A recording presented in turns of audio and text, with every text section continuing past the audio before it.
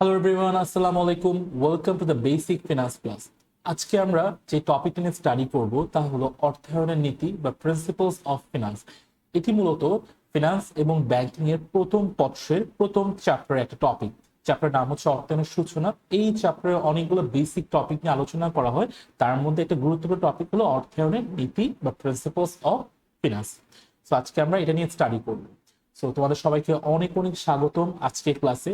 আশা করি পুরো ক্লাস জুড়ে তোমরা আমাদের সাথে থাকবা এবং এই ক্লাসের মাধ্যমে আশা করি তোমরা নতুন কিছু শিখতে পারবে।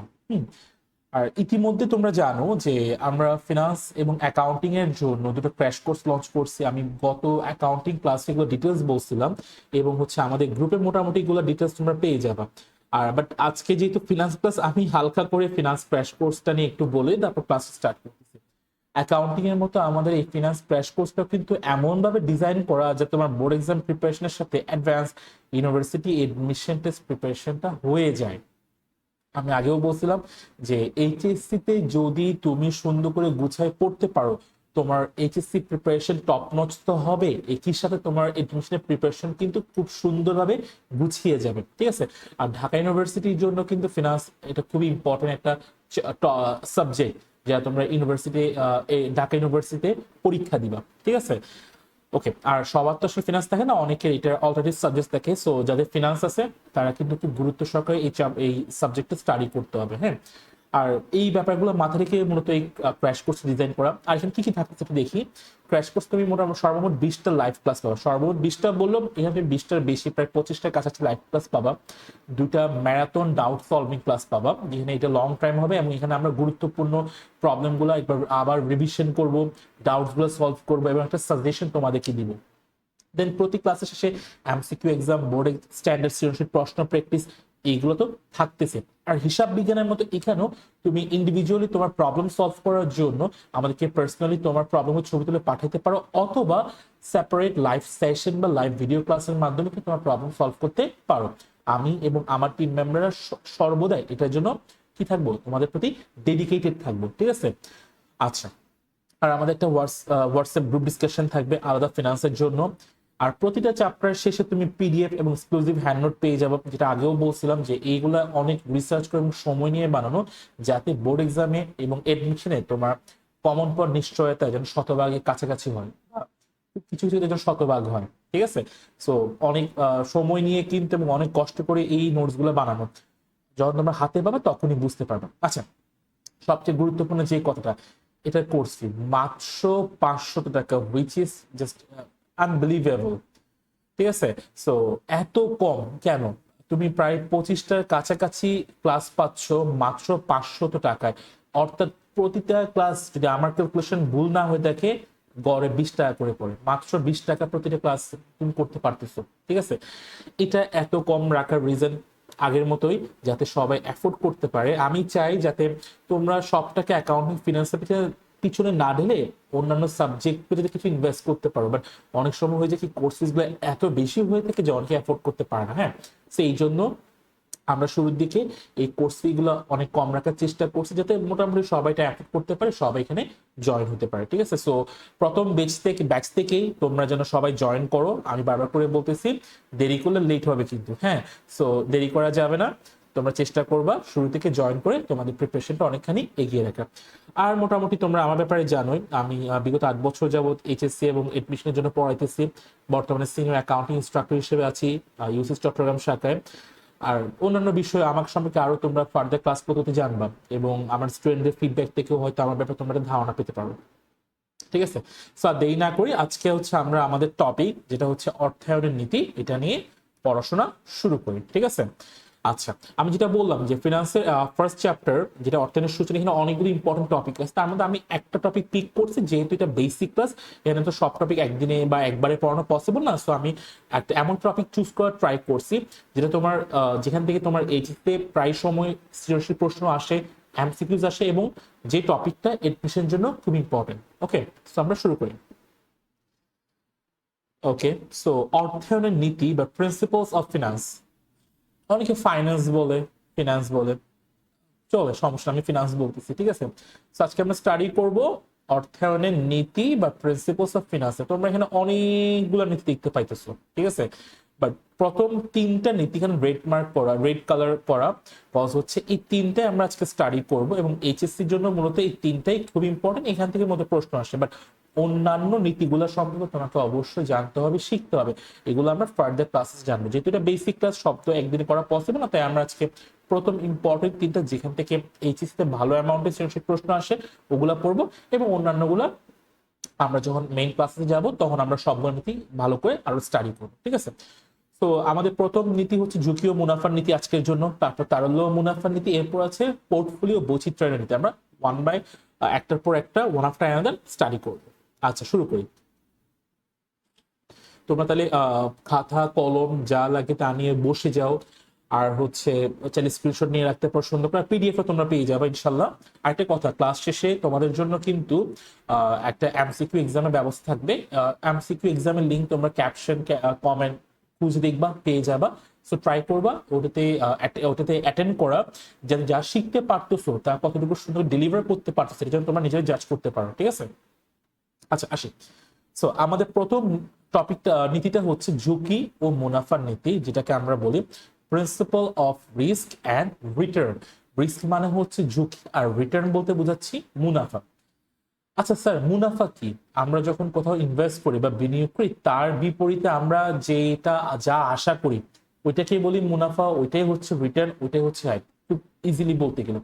তো এই রিটার্ন বা মুনাফার সাথে আমাদের যে ঝুঁকি, রিস্ক, এটা কিরকম আবার সম্পর্ক, মানে দুইটার মধ্যে আসলে কানেকশনটা কি, এটা আজকে আমরা দেখবো। খেয়াল করো, এখানে বাম পাশে একটা গ্রাফ এবং ডান পাশে একটা যে ইলাস্ট্রেশনটা দিয়ে আছে ডান পাশে, তোমরা দেখতে পাইতেছো এই ইলাস্ট্রেশনের, এই ইলাস্ট্রেশনের বাম পাশে একটা বম এবং ডান পাশে একটা কারেন্সি সিম্বল দিয়ে আছে। আমরা বাম পাশের বমটাকে ধরে নিলাম ইনভেস্টমেন্ট বা রিস্ক হিসেবে, মানে বিনিয়োগ বা ঝুঁকি হিসেবে, এবং ডান পাশে কারেন্সি সিম্বলটাকে ধরে নিলাম প্রফিট বা মুনাফা হিসেবে, ঠিক আছে? আচ্ছা, খেয়াল করি, মনে করি আমরা এই বছর বা প্রথম বছর কোনো একটা প্রকল্পে 1,00,000 টাকা ইনভেস্টমেন্ট করলাম কয় লক্ষ টাকা? 1,00,000 টাকা। এবং ওই ইনভেস্টমেন্ট স্কিমের হচ্ছে মানে রিটার্ন হচ্ছে 10%, প্রতি বছর 10%। তাহলে আমরা প্রথম বছর শেষে এই 1,00,000 টাকার উপর 10% বিবেচনায় 10,000 টাকার রিটার্ন বা কি পাবো? প্রফিট পাবো। ইনভেস্টমেন্ট করছি কত? 1,00,000 টাকা, প্রফিট পাচ্ছি কত? সেই বিবেচনায় 10% হিসেবে 10,000 টাকা, ঠিক আছে? পরের বছর, এটা ছিল প্রথম বছর, ঠিক আছে? দ্বিতীয় বছরে খেয়াল করি, আমরা মনে করি যে আমরা আমাদের ইনভেস্টমেন্ট বৃদ্ধি করে 2,00,000 টাকা বা 2,00,000 টাকা করলাম। সো সেম 10% প্রফিট বিবেচনায় দ্বিতীয় বছরে আমাদের মুনাফা কত হবে? 20,000 টাকা বা 20,000 টাকা, তাই না? তাহলে খেয়াল করো, এখানে ইনভেস্টমেন্ট যখন বাড়তেছে আমাদের প্রফিটও কিন্তু কি বাড়তেছে। কথাটা বুঝো, আগে ইনভেস্টমেন্ট ছিল 1,00,000, তখন প্রফিট ছিল 10,000 বা 10,000। ইনভেস্টমেন্ট বেড়ে যখন আমি 2,00,000 টাকা করছি, আমার প্রফিটও বেড়ে কিন্তু 20,000 টাকা হচ্ছে, তাই না? অর্থাৎ ইনভেস্টমেন্ট বাড়ার সাথে সাথে প্রফিটও বাড়তেছে। তাহলে এখানে ঝুঁকিটা কোথায়? খেয়াল করো, ইনভেস্টমেন্ট যখন বাড়তেছে আমার রিস্কটাও কিন্তু বাড়তেছে। খেয়াল করো, ইনভেস্টমেন্ট যখন বাড়তেছে রিস্কটাও কিন্তু বাড়তেছে। কেন? একটা কথা বলে সিম্পলি, আমি খুব কঠিন এক্সাম্পল দেব না, সহজে বুঝো। যখন তুমি 1,00,000 টাকা ইনভেস্ট করছো, তোমার যদি ফাটা কপাল হয়, টাকা যদি ডুবে যায়, কয় টাকা ডুবে যাবে? 1,00,000 টাকা ডুবে যাবে। তাহলে এটাই তোমার রিস্ক, তাই না?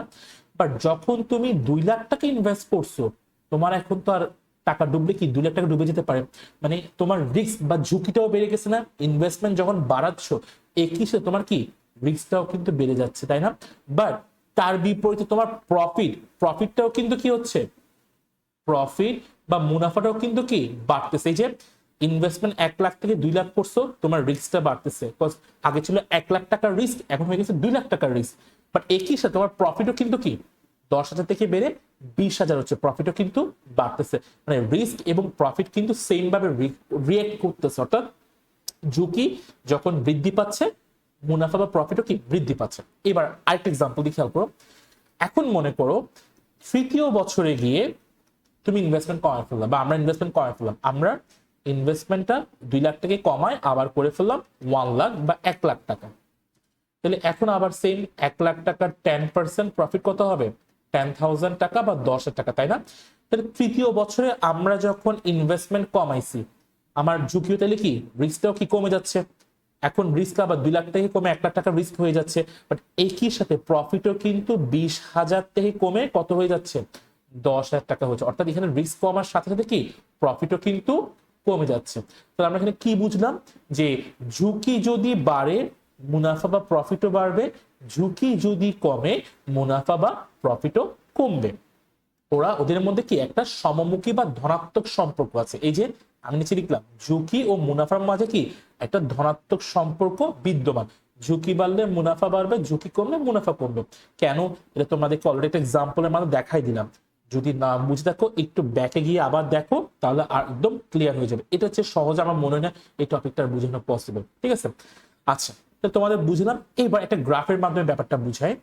মনে করি এই গ্রাফের লম্ব অক্ষে আমরা দেখাচ্ছি রিস্ক বা ঝুঁকি, ঠিক আছে, আর ভূমি অক্ষে দেখাচ্ছি মনে করো প্রফিট। ওকে, সো খেয়াল করো, আমরা যখন 1,00,000 টাকার রিস্ক নিয়েছিলাম তখন আমার প্রফিট ছিল 10,000। তাহলে আমরা লিখি, মনে করি আমরা যখন 1,00,000 টাকার রিস্ক নিলাম এইখানে, তখন আমাদের প্রফিট ছিল কত, 10,000। ফাইন।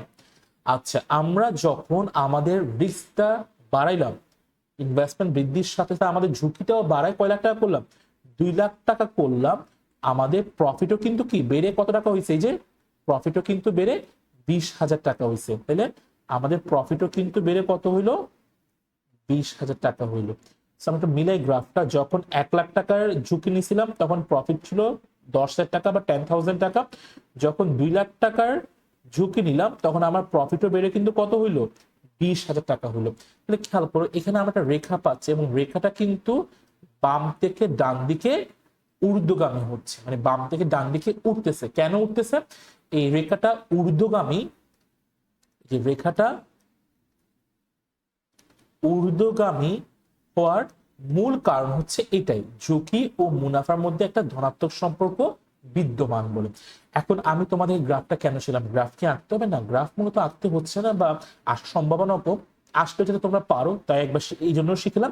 আরেকটা রিজন, অনেক সময় এমসিকিউজ এ একটা গ্রাফ দিয়ে দিল বা এরকম একটা চার্ট দিয়ে বললো যে উদ্দীপকের রেখার মাধ্যমে কোন সম্পর্ককে বোঝাচ্ছে। আনসার হবে কি, উদ্দীপকের রেখার মাধ্যমে ঝুঁকি ও মুনাফার মাঝে ধনাত্মক সম্পর্ককে বুঝাচ্ছে। আমি কিন্তু কিভাবে প্রশ্ন আসতে পারে তাও থেকে তোমাদের ক্লিয়ার করে দিচ্ছি, বুদ্ধিমান যদি হয়ে থাকে তাহলে গ্যাট করে ফেলতে পারবে। ঠিক আছে, তাহলে আমরা ঝুঁকি ও মুনাফার নীতিটা জেনে গেলাম। এটা কি, ঝুঁকি ও মুনাফার নীতি বলতে বোঝাচ্ছে ঝুঁকি ও মুনাফার মধ্যে যে ধনাত্মক সম্পর্ক বিদ্যমান তাকে। এটা কি জিনিস, ঝুঁকি যদি বাড়ে মুনাফাও বাড়বে, ঝুঁকি যদি কমে মুনাফা বা প্রফিটও কি হবে, কম হবে। তাহলে আমরা কি বেশি বেশি ঝুঁকি নিব না, আমাদেরকে ঝুঁকি এমন ভাবে নিতে হবে যাতে ওইটা আমরা বেয়ার করতে পারি। আমরা এমন কোনো ঝুঁকি নিতে পারবো না যেটা আনবিয়ারেবল বা আমরা কি করতে পারবো না, বহন করতে পারবো না। সো এই জিনিসটা মাথায় রেখে আমাদেরকে একটা কি ক্যালকুলেটিভ ঝুঁকি নিতে হবে যাতে আমাদেরকে একটা ভালো অ্যামাউন্টের প্রফিট জেনারেট হয়। আর আসলে চিত্রটাও বুঝতে পারছো, এখানে রেখাটা কেন বাম থেকে ডান দিকে ঊর্ধ্বগামী হয়েছে, due to the positive relationship between risk and return, অর্থাৎ ঝুঁকি ও মুনাফার মধ্যকার ধনাত্মক সম্পর্কের জন্য। ক্লিয়ার সবার? আচ্ছা, আমি আশা করি এই পুরো ব্যাপারটা তোমাদেরকে বুঝাতে পারছি। যদি না বুঝতে থাকো তাহলে বলবো ব্যাকে গিয়ে আরেকবার দেখে নিবা, তাহলে ক্লিয়ার হয়ে যাবে। ওকে, তাহলে এটা এগুলো ঝুঁকি ও মুনাফার নীতি। এখান থেকে কেমন প্রশ্ন আসতে পারে, এমসিকিউস কেমন আসতে পারে তাও তোমাদেরকে আমি জানাই দিই। ওকে, তোমরা চাইলে এটা তুলে নিতে পারো বা স্ক্রিনশট নিয়ে নিতে পারো। আচ্ছা, সো আমাদের এই টপিকটা শেষ হলো। পরের টপিক হচ্ছে বা পরের নীতি হচ্ছে পোর্টফোলিও বৈচিত্র্যায়ন নীতি বা principal of portfolio diversification. Principal of portfolio diversification, এটা আবার কি জিনিস, চলো একটা এক্সাম্পলের মাধ্যমে বুঝাই। দেখো, মনে করো তোমার হাতে এটা হইতেছো তুমি, ঠিক আছে, ধরলাম তোমার হাতে 3 লক্ষ টাকা আছে ব্যবসা করার জন্য। যদিও 3 লাখ টাকা আজকাল তেমন কোনো ভালো ব্যবসা করা পসিবল, বাট ধরে নিলাম ম্যাথের সাথে তোমার কাছে 3 লাখ টাকা আছে ব্যবসা করার জন্য। তুমি করলা কি, এই 3 লাখ টাকা দিয়ে একটা মুরগির খামার করে ফেললাম। এই 3 লাখ টাকা ইনভেস্টমেন্ট করে তুমি একটা মুরগি ফার্ম করলে। তাহলে তুমি তোমার পুরো টাকাটা কি করলা, এই মুরগি খামার ইনভেস্ট করলা না, এটাকে বলা হয় সিঙ্গেল ইনভেস্টমেন্ট বা একক বিনিয়োগ। কি বলা হয় এটাকে? এটাকে বলা হয় একক বিনিয়োগ। যখন তুমি তোমার সম্পূর্ণ রিসোর্স বা সম্পূর্ণ অ্যামাউন্টটা শুধুমাত্র একটা প্রজেক্টে ইনভেস্ট করবে, এটাকে বলা হয় একক বিনিয়োগ। ঠিক আছে? এখন এখানে কিন্তু একটা হিউজ রিস্ক থাকে। কোনো কারণে মনে করো তোমার মুরগি ফার্মটা চললো না বা তোমার প্রচুর পরিমাণে মুরগি মারা গেল, তাহলে কিন্তু তোমার কি এই টাকাটা একটা বড় রিস্কে পড়ে যাচ্ছে। 3 লাখ টাকাটা কি ইনভেস্টমেন্ট একটা বড় রিস্কে পড়ে যাচ্ছে। ঠিক আছে? সো এখন তুমি করলা কি, এই রিস্কের কথা চিন্তা করে 3 লাখ টাকা পুরোটা মুরগি খামার ইনভেস্টমেন্ট করলা না, তুমি করলা কি 3 লাখ টাকাকে 3 ভাগে ভাগ করলাম, ধরলাম 3 ভাগে, তুমি কম বেশি করতে পারো। 3 ভাগে ভাগ করে 1 লক্ষ টাকা তুমি মুরগির খামারে ইনভেস্ট করলা। তারপর 1 লক্ষ টাকা তার পাশে ছোট একটা পুকুরে অল্প কিছু মাছ চাষের জন্য ইউজ করলাম। আর 1 লক্ষ টাকা ওই পুকুরের উপরে বা পুকুরের আশেপাশে তুমি একটা ছোট হাঁসের খামার করলাম। খেয়াল করো, এই ক্ষেত্রে তুমি তোমার 3 লাখ টাকাটা একটা প্রকল্পে ইনভেস্ট না করে কয়টা প্রকল্পে ইনভেস্ট করলা? 3টা প্রকল্পে। মুরগির খামার ইনভেস্ট করলাম, মাছের খামারে বা মাছের ফার্মে ইনভেস্ট করলাম, আর এটা হাঁসের খামার ইনভেস্ট করলাম। এটাকে বলা হয় পোর্টফোলিও ইনভেস্টমেন্ট। এরকম একাধিক প্রকল্পে, অর্থাৎ তোমার ইনভেস্টমেন্টের টাকাটা একটা প্রকল্পে ইনভেস্টমেন্ট না করে একাধিক প্রকল্পে ইনভেস্টমেন্টটাকে বলা হয় পোর্টফোলিও ইনভেস্টমেন্ট। ঠিক আছে? Portfolio investment. ওকে, বা বলতে পারি পোর্টফোলিও ডাইভার্সিফিকেশন অফ ইনভেস্টমেন্ট। ওকে, আচ্ছা, তাহলে আশা করি তোমার ব্যাপারটা বুঝতে পারছো। এখন তাহলে এই পোর্টফোলিও ইনভেস্টমেন্ট করাটা কেন দরকার বা এটার লাভটা কি? দেখো, তুমি যখন 3 লাখ টাকাটা শুধুমাত্র মুরগির খামারে ইনভেস্ট না করে 3টে জায়গায় ইনভেস্ট করলাম, তোমার কিন্তু রিস্ক কমতেছে। কিভাবে কমতেছে? তোমার যদি খুব বেশি ফাটা কপাল না হয়, তাহলে নিশ্চয়ই তোমার 3টা প্রকল্পেই তো নিশ্চয়ই লস হবে না। হইলেও হইতে পারে তোমার খুব ফাটা কপাল হয়, বাট ধরলাম তুমি মোটামুটি সাধারণ একটা মানুষ, তোমার খুব বেশি ফাটা কপাল না। তাহলে ধরলাম যে মনে করো তোমার মুরগির খামারে, এই যে মুরগির খামার লস হয়েছে, বাট তুমি চাইলে তো কিন্তু তোমার কিন্তু কি বাকি 2টা প্রজেক্ট সাকসেসফুল, তো ওই সাকসেসফুল প্রজেক্ট দিয়ে তুমি কিন্তু তোমার লসটা কভার করতে পারবে। অর্থাৎ এখানে কিন্তু যখন একাধিক ইনভেস্টমেন্ট হচ্ছে, ঝুঁকিটাও কিন্তু কি 3 ভাগে ভাগ হয়ে যাচ্ছে। প্রথমে যখন শুধু মুরগি খামার করতেছিলা, ওই 3 লাখ টাকা পুরোটা মুরগির খামারের উপর ডিপেন্ডেন্ট ছিল, পুরো ঝুঁকিটা শুধুমাত্র একটা জায়গায় ছিল। বাট এখন 3 লাখ টাকা যখন 3 ভাগে ভাগ হয়ে গেছে, ঝুঁকিটাও কিন্তু কি 3টা প্রজেক্টে ভাগ হয়ে গেছে। আর এই ঝুঁকি ভাগ হওয়ার কারণে তোমার কিন্তু ঝুঁকিটা হ্রাস পাচ্ছে। কেমনে? একটা প্রজেক্টে যদি লস তুমি করতে পারবা, অন্য প্রজেক্ট গুলা দিয়ে সেটাকে কভার করতে পারবা। তাহলে পোর্টফোলিও ইনভেস্টমেন্টের মাধ্যমে কি করা হয়? বেসিক্যালি ঝুঁকি বন্টন করা হয়। আর এই ঝুঁকি বন্টনের ফলে কি হয়? আর এই ঝুঁকি বন্টনের ফলে ঝুঁকি বা রিস্কটা হ্রাস পায়। আর এই ঝুঁকি বন্টনের ফলে কি হয়? ঝুঁকিটা হ্রাস পায়। তাহলে বুঝতে পারছি। তাহলে এমসিকিউ আসতে পারে, পোর্টফোলিও বৈচিত্র্যায়নের নীতির মূল উদ্দেশ্য কি? মূল উদ্দেশ্য হলো, বা পোর্টফোলিও ইনভেস্টমেন্টের উদ্দেশ্য হলো কি? ঝুঁকিটাকে একাধিক প্রকল্পে বন্টন করা, যার কারণে কি হয়? আমাদের ঝুঁকিটা হ্রাস পায়। ক্লিয়ার? আচ্ছা, এটা খুবই ইজি একটা টপিক ছিল, আশা করি তোমরা সবাই বুঝতে পারছো। এবং এখান থেকে কিন্তু আছে ক্লাসের শেষে আমরা সিরিয়াসলি প্র্যাকটিস করে দেখাবো যে এই টপিকগুলোতে কেমন প্রশ্ন বিগত বছরে বোর্ডে আসছে, এমন একটা সিরিয়াসলি প্রশ্ন আমি আজকে তোমাদেরকে দেখাবো। তো তোমরা চাই তুলে নিতে পারো, খাতে তুলে ফেলতে পারো বা স্ক্রিনশট নিয়ে রাখতে পারো। আমরা সামনে আগাবো। সো আমরা ইতিমধ্যে ঝুঁকি ও মুনাফার নীতি নিয়ে স্টাডি করলাম এবং হচ্ছে পোর্টফোলিও বৈচিত্র্যের নীতি নিয়েও স্টাডি করলাম। এখন হচ্ছে আমরা সামনে আগাবো আর স্টাডি করব তারল্য ও মুনাফার নীতি। আমরা মুনাফা তো জানলাম একটু আগে, প্রথম নীতি ক্ষেত্রে বলছিলাম মুনাফা কি? যখন কোথাও ইনভেস্ট করব তার বিনিময়ে আমরা যা আশা করি তাই মুনাফা, তাই হচ্ছে রিটার্ন। হ্যাঁ, আচ্ছা, এখন তারল্য বলতে কি বোঝায় আমরা এখন জানবো যে তারল্য বিষয়টা আসলে কি। তারল্য বলতে বোঝায় এমন যে কোনো অবজেক্টিভ বা যে কোনো বিষয়বস্তুকে যা খুব সহজে নগদ টাকায় রূপান্তর করা পসিবল। তারল্য বলতে বোঝায় এমন সব বিষয়াদি বা বিষয়বস্তুকে বা এমন যে কোনো কিছুকে যা খুব সহজে কিসে কনভার্ট করা পসিবল? নগদ টাকায় কনভার্ট করা পসিবল। খুব সহজে বলতে গেলে আমরা তারল্য বলতে নগদ টাকাকে ধরে নিব সিম্পলি। আর তারল্যের ডেফিনেশন কি? এমন সব বিষয়াদি বা এমন যে কোনো বিষয়বস্তু যা খুব সহজে নগদ টাকায় রূপান্তর করা সম্ভব বা খুব সহজে নগদ টাকায় রূপান্তরিত। এটা কিন্তু ক নাম্বার প্রশ্নটা জ্ঞানমূলকের জন্য খুব ইম্পর্টেন্ট। হ্যাঁ, আর এখন আমরা সিম্পলি জাস্ট বুঝার সাথে বুঝে নিব যে তারল্য বলতে কাকে বুঝবো, নগদ টাকাকে, আমার ক্যাশটাকে, হার্ড ক্যাশটাকে ধরবো তারল্য। ঠিক আছে, আসি এখন তাহলে এই ক্যাশ টাকা বা তারল্যের সাথে আমাদের প্রফিটের কেমন সম্পর্ক, এটা আবার কি ঝুঁকির সাথে বুঝলাম, বাট ক্যাশ টাকার সাথে প্রফিটের আবার কি সম্পর্ক, বা এটার দুজনের মধ্যে রিলেশনটা কিভাবে কাজ করে, এটাই আমরা জানবো প্রিন্সিপাল অফ লিকুইডিটি অ্যান্ড প্রফিটেবিলিটির মাধ্যমে। লিকুইডিটি মানে হচ্ছে তারল্য, আর প্রফিটেবিলিটি মানে কি মুনাফা। আসি এক্সাম্পলের মাধ্যমে আসি। তুমি এখানে দেখতে পাচ্ছ একটা ব্রিফ কেস। হ্যাঁ, ধরি এই ব্রিফ কেসে আমাদের 5 লক্ষ টাকা আছে। এবার বাংলা লিখি, এখানে আমাদের কয় লক্ষ টাকা আছে, 5 লক্ষ টাকা আছে। এটা হচ্ছে আমাদের ইনভেস্টমেন্ট অ্যামাউন্ট, যেটা আমরা ইনভেস্ট করতে পারি, যেটা নিয়ে আমরা বসে আছি ব্রিফ কেস নিয়ে সুন্দর করে আমরা এসি টেসি ছেড়ে টিভি দেখতেছি। আমরা কোনো টাকা ইনভেস্টমেন্ট করলাম না, তাহলে আমার ইনভেস্টমেন্ট কত দাঁড়াচ্ছে, আমার ইনভেস্টমেন্ট দাঁড়াচ্ছে 0।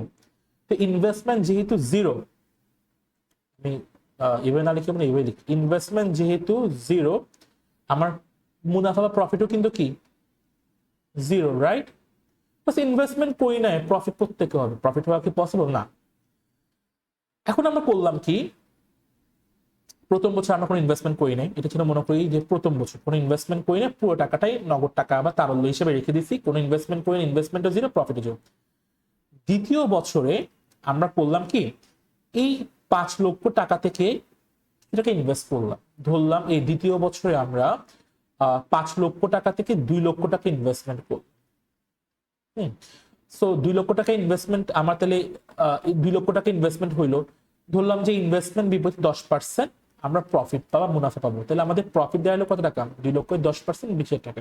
তাহলে খেয়াল করো, দ্বিতীয় বছরে এসে আমাদের ইনভেস্টমেন্টটা, আমাদের এই যে দ্বিতীয় বছরে এসে আমাদের ইনভেস্টমেন্টটা 0 থেকে বেড়ে 2 লাখ টাকা হচ্ছে, এবং প্রফিটও কিন্তু কি 0 থেকে বেড়ে 20,000 হচ্ছে। খেয়াল করো, ইনভেস্টমেন্ট প্রফিট, ইনভেস্টমেন্টও বাড়তেছে, যার কারণে কি প্রফিটও বাড়তেছে, বাট আমাদের তারল্য কিন্তু কমতেছে, কারণ 5 লাখ টাকা থেকে যেহেতু 2 লাখ টাকা আমি বাইরে ইনভেস্ট করে ফেললাম, আমার ব্রিফ কেজে টাকা কমে গেছে না? তো 5 লাখ থেকে 2 লাখ টাকা বাইরে ইনভেস্টমেন্টে চলে গেলে আমার ব্রিফ কেজে টাকা কত আছে, ব্রিফ কেজে টাকা আছে আর কত, 3 লাখ, তাই না?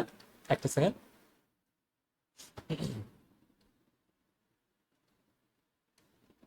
একটু আমার একটু ল্যাগ করতেছে। আচ্ছা, এক্সট্রিমলি সরি, জাস্ট মিনিট, আমি একটু ওপেন করি এটা। সরি, আমার ইয়াটা অ্যাপটা ক্র্যাশ করার কারণে অফ হয়ে গেছিল। আচ্ছা, আসি।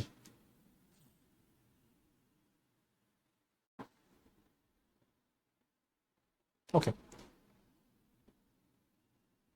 ঠিক আছে, আমরা যেখানে ছিলাম যে 5 লক্ষ টাকা থেকে যেহেতু 2 লাখ টাকা ইনভেস্টমেন্ট করছি, তাহলে আমার ব্রিফ কেজে টাকা বা নগদ টাকা বা তারল্য কয় টাকা কত আছে, আর মাত্র 3 লক্ষ টাকা আছে।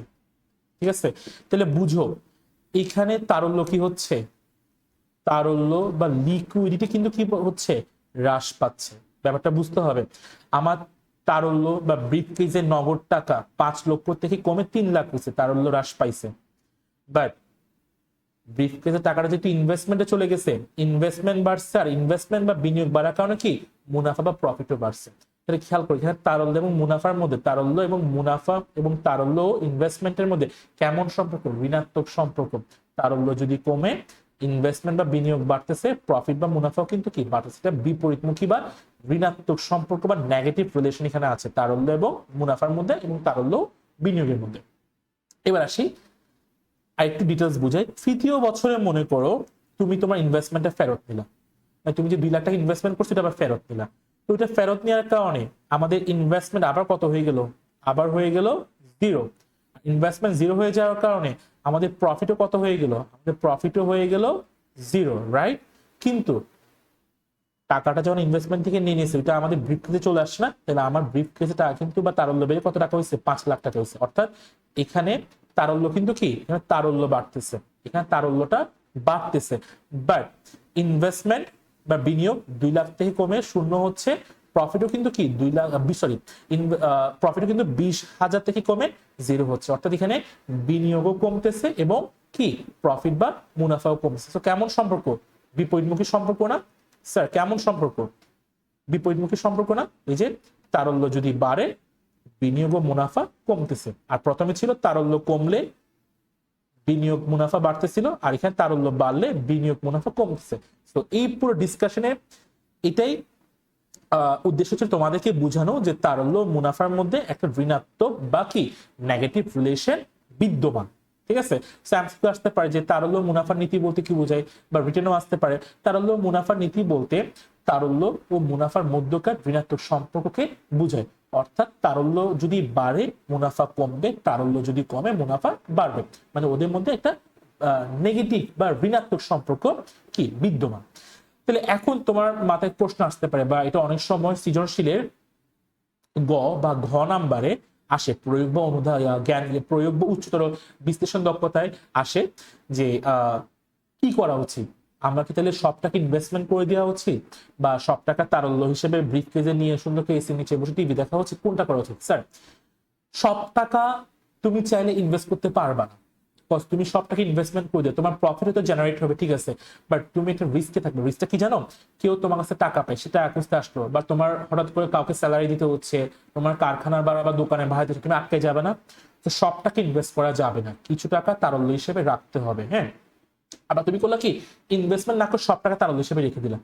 তো তুমি যদি ইনভেস্টমেন্ট তোমাকে প্রফিট জেনারেট হবে, প্রফিট জেনারেট হবে না। তাই তোমাকে ডিসিশন নিতে হবে ব্যবসার উপর, তোমার ব্যবসার উপর ডিপেন্ড করে যে তুমি কি পরিমাণ ইনভেস্টমেন্ট করলে একটা ভালো প্রফিট জেনারেট হবে, এবং কি পরিমাণ টাকা তারল্য বা লিকুইডিটি হিসেবে রাখলে তুমি তোমার রেগুলার খরচ বা তুমি তোমার স্বল্পমেয়াদী দায়গুলো ইজিলি পরিশোধ করতে পারবা।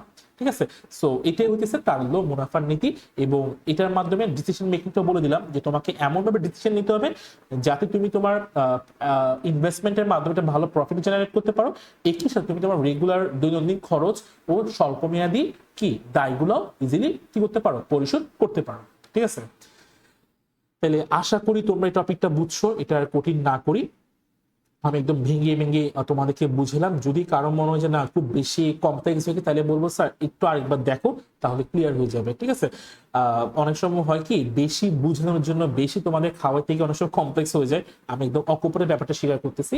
সো অনেকের কাছে এটা ভালো লাগে, অনেকের কাছে জিনিসটা একটু কমপ্লেক্স মনে হয়। তো এই ক্ষেত্রে সাজেস্ট করো তোমরা আরেকবার দেখো, তাইলে ক্লিয়ার হয়ে যাবে। আচ্ছা, ওকে, তাহলে আমরা আজকে আমাদের টপিকগুলো ক্লিয়ার করলাম। টপিকগুলো ছিল আমাদের তারল্য ঝুঁকি ও মুনাফার নীতি, তারপর ছিল পোর্টফোলিও বৈচিত্র্যায়নের নীতি, এরপর ছিল আমাদের তারল্য মুনাফার নীতি। প্রতিটা টপিকে আমরা সুন্দর করে ক্লিয়ার করলাম। এখন আমরা আলোচনা করব যে এই টপিকগুলো থেকে, তিনটে টপিকগুলো থেকে কেমন প্রশ্ন বিগত বছর বোর্ডে আসছে। অনেক বছরই বা বিগত কয়েকটা বছর অনেক প্রশ্নই আসছে, বাট তার মধ্যে আমি শুধু আজকে একটা প্রশ্ন নিয়ে আলোচনা করব, যেটা আসছে ময়মনসিংহ বোর্ড 2022 সালে। আচ্ছা, প্রশ্ন তাহলে আমরা আসি। আর এই প্রশ্নটা পড়ার আগে তোমরা একটু আরেকবার ব্যাকে গিয়ে নীতি তিনটা ভালোভাবে ক্লিয়ার করে ফেল, দেন এই প্রশ্নে আসো। আচ্ছা, আমি তাহলে শুরু করি। দেখো, প্রশ্ন খেয়াল করো। জনাব আকাশ এবং জনাব সৈকত দুজন পাইকারি বিক্রেতা। Very good. জনাব আকাশ শুধু বইয়ের ব্যবসা করে। আকাশ শুধু কিসের ব্যবসা করে? বইয়ের ব্যবসা। অন্যদিকে জনাব সৈকত বইয়ের পাশাপাশি মোবাইল ফোনের ব্যবসা করে। খেয়াল করো, তাহলে এখানে আকাশ শুধুমাত্র একটা প্রকল্প নিয়ে বসে আছে, আর সৈকত কিন্তু কি একের অধিক প্রকল্প, পাশাপাশি দুইটা প্রকল্প নিয়ে বা দুইটা ব্যবসা নিয়ে বসে আছে। অর্থাৎ সেটা টাকাটা কি, ইনভেস্টমেন্টটা দুইটা জায়গায় ইনভেস্ট করছে। ঠিক আছে, কেননা সৈকত মনে করেন কোনো একটি ব্যবসায় ক্ষতি হলে অন্যটি থেকে মুনাফা অর্জন করা যাবে। ওই যে বলছিলাম একটু আগে একটা নীতি পড়ানোর সময়, তোমরা মনে করো এটা কোন নীতি, আমরা প্রশ্ন সলভ করার সময় বলবো। জনাব আকাশ অধিক মুনাফার প্রত্যাশা সর্বদা নগদ অর্থ হাতে কম রেখে বেশি বিনিয়োগ করে। দেখো, আকাশ করে কি, বেশি প্রফিটের আশায় নগদ টাকা হাতে কম রেখে, মানে তারল্য কম রেখে বেশি বেশি বিনিয়োগ। ক্লিয়ার? তাহলে আমরা কোশ্চেনটা একবার সামারাইজ করি। আকাশ এবং সৈকত দুজন ব্যবসায়ী। আকাশ শুধু একটা বিজনেস করে, সৈকত দুইটা বিজনেস করে। কারণ সৈকত মনে করে একটা বিজনেসে লস হলে আর একটা দিয়ে তা কভার করা পসিবল। আর আকাশ করে কি, বেশি বেশি টাকা ইনভেস্টমেন্ট করে ওই বিজনেসে যাতে বেশি প্রফিট হয়। বাট এক্ষেত্রে সে যে ভুলটা করে তা হচ্ছে কি, নগদ টাকা বা তারল্য কম রাখে। ক্লিয়ার? আচ্ছা, এখান থেকে কেমন প্রশ্ন দেখি। প্রথমে আসছে অর্থায়ন কি, তারপর তারল্য বলতে কি বুঝায়, তারপর জনাব সৈকত অর্থায়নের কোন নীতি অনুসরণ করেন, তারপর জনাব আকাশের অধিক অর্থ বিনিয়োগ তার ব্যবসায় কি প্রভাব ফেলতে পারে। আমরা এগুলো একটু আনসার সহ দেখি, আসো। প্রথম প্রশ্ন ছিল যে অর্থায়ন কি। দেখো, বিনিয়োগ পরিকল্পনা থেকে শুরু করে মূলধন সংগ্রহ, বিনিয়োগ, মূলধনের রক্ষণাবেক্ষণ, মুনাফা অর্জন এবং বিতরণ সংক্রান্ত কাজকে অর্থায়ন বা ফিনান্স বলে। এটা আমি যদি আজকে পড়াই নাই, আমরা যখন ফিনান্সে ফার্স্ট চ্যাপ্টারটা মেইন ক্লাসে করবো, তখন আমি এখানে আরো ভেঙে তোমাদেরকে বুঝাবো। ইন শর্ট বলতে গেলে, তুমি যখন কোনো বিজনেস করতে চাও, তোমার টাকার দরকার পড়ে, তো ওই টাকাটা উৎস শনাক্ত থেকে শুরু করে ওই টাকাটা ইনভেস্ট করে টাকাটা অপারেট করা এবং যাবতীয় সকল কাজই হচ্ছে অর্থায়ন বা ফিনান্সের অন্তর্ভুক্ত, বা এই সকল কাজকে বলা হয় অর্থায়ন বা ফিনান্স। ক্লিয়ার? আচ্ছা, গেল। তারপর প্রশ্ন, তারল্য বলতে কি বুঝি একটু আগে বলছি। তো এখানে আমরা কিভাবে একটু ফর্মাল ডেফিনেশন দেখে ফেলি। তারল্য বলতে যে কোনো দ্রব্য, সম্পদ বা সিকিউরিটি যুক্তিসঙ্গত মূল্যে বিক্রি করে দ্রুত নগদ অর্থ পাওয়াকে বোঝায়। ওই যেটা বলছিলাম যে তারল্য বলতে এমন সব বা যে কোনো বিষয়বস্তুকে বুঝাবে যা খুব সহজে নগদ টাকায় রূপান্তর করা পসিবল। তারপর কি লিখলো, যে যথাযথ তারল্য বজায় রাখা একটি প্রতিষ্ঠানের সফলতা অন্যতম শর্ত। অবশ্যই তারল্য বেশি হলে প্রতিষ্ঠানের মুনাফা কমে যায়, ওই যে ইনভেস্টমেন্ট কম হবে বলে। আবার তারল্য কম থাকলে মুনাফা বাড়লে প্রতিষ্ঠানের কার্যক্রম কি হয়, ব্যাহত হয়। আমি সবটাকে ইনভেস্টমেন্ট করে দিচ্ছি, আমি দায় কেমনে পরিশোধ করবো, রেগুলার খরচ কেমনে মেনটেন করবো, তাই আমাদেরকে ব্যালেন্স করে চলতে হবে। ওকে, তাহলে আশা করি এই ক আর খ প্রশ্নগুলো তোমরা পারবা। তারপর আসি 3 নম্বর প্রশ্নে, জনাব সৈকত অর্থায়নের কোন নীতি অনুসরণ করে? দেখি সৈকত কি করতো, আমরা আনসার দেখা একটু দেখি সৈকত কি করতো। সৈকত হচ্ছে এই যে সৈকত, জনাব সৈকত কই গেল, পাশাপাশি মোবাইল ফোনে ব্যবসা করে। ঠিক আছে, অর্থাৎ জনাব সৈকত আকাশের মতো তো বইয়ের ব্যবসা করেন, ঠিক আছে, পাশাপাশি কি মোবাইলের ব্যবসা করে। অর্থাৎ জনাব সৈকত এখানে বুকের বিজনেসও করে, সাথে কি করে, মোবাইলের বিজনেসও করে। অর্থাৎ সে তার টাকাটা দুটো প্রকল্পে ইনভেস্ট করে রাখছে, বইয়ের ব্যবসায় এবং মোবাইলের ব্যবসায়। তাহলে এটা কোন ধরনের ইনভেস্টমেন্ট আমরা একটু আগে দেখছি, বা এটা কোন নীতিকে সমর্থন করে একটু আগে আমরা পড়ছি। আনসার দেখি এবার, জনাব সৈকত অর্থায়নের পোর্টফোলিও বৈচিত্র্য নীতি অনুসরণ করে। পোর্টফোলিও বৈচিত্র্যায়ন বা পোর্টফোলিও ইনভেস্টমেন্ট কি, যখন আমি আমার টাকাটা বা ইনভেস্টমেন্ট করার মতো আমার কাছে যে টাকাটা থাকবে, ওইটা আমরা শুধুমাত্র একটা প্রকল্পে ইনভেস্ট না করে একাধিক প্রকল্পে ইনভেস্ট করবো, এটাকে বলে পোর্টফোলিও বৈচিত্র্যায়ন নীতি। ঠিক আছে, একটি প্রকল্পে বা সম্পদের সমুদয় অর্থ বিনিয়োগ না করে একাধিক প্রকল্পে বিনিয়োগ করার নীতি হলো পোর্টফোলিও বৈচিত্র্যের নীতি। বললাম এতক্ষণ ধরে, মূলত এই নীতি অনুসরণের ফলে ঝুঁকি বন্টনের মাধ্যমে ঝুঁকি হ্রাস পায়। এই যে স্যার, এটা এমসিকিউতে আসতে পারে যে পোর্টফোলিও বৈচিত্র্যায়ন নীতির উদ্দেশ্য কি, ঝুঁকি বন্টনের মাধ্যমে ঝুঁকি হ্রাস করা। আমি আন্ডারলাইন করে দিচ্ছি, ঝুঁকি বন্টনের মাধ্যমে ঝুঁকি হ্রাস করা হচ্ছে পোর্টফোলিও বৈচিত্র্যায়ন নীতির কি উদ্দেশ্য।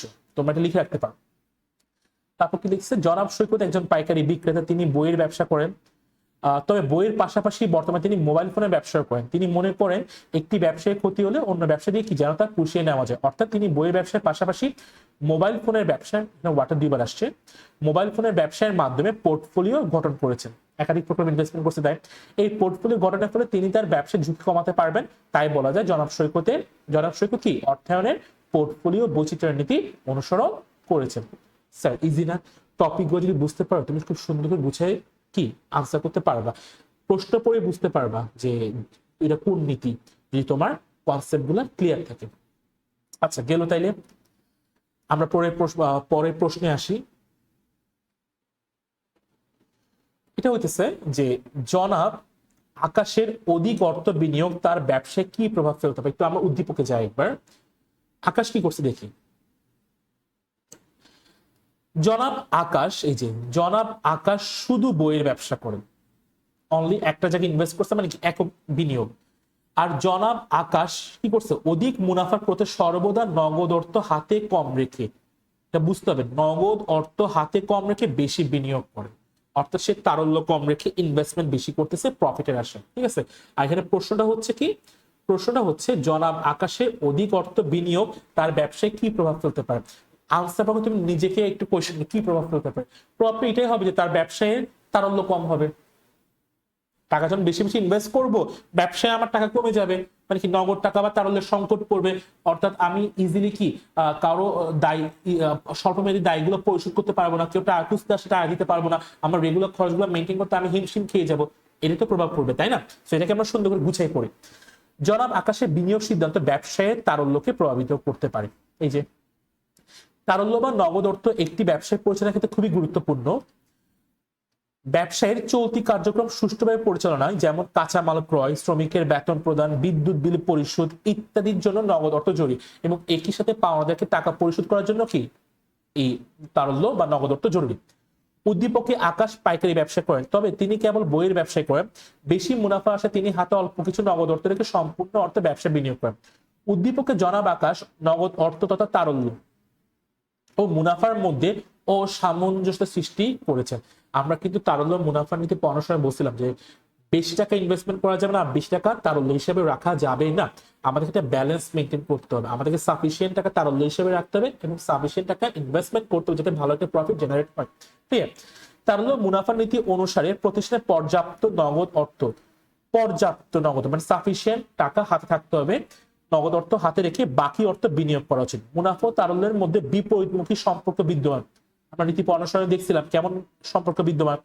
ব্যবসায় সমুদয় অর্থ বিনিয়োগ করায় তিনি অধিক মুনাফা অর্জনে সক্ষম হলে তারল্য সংকটে পড়বেন, ফলে তিনি তার ব্যবসায়ের কার্যক্রম সুষ্ঠুভাবে সম্পাদনে ব্যর্থ হবেন।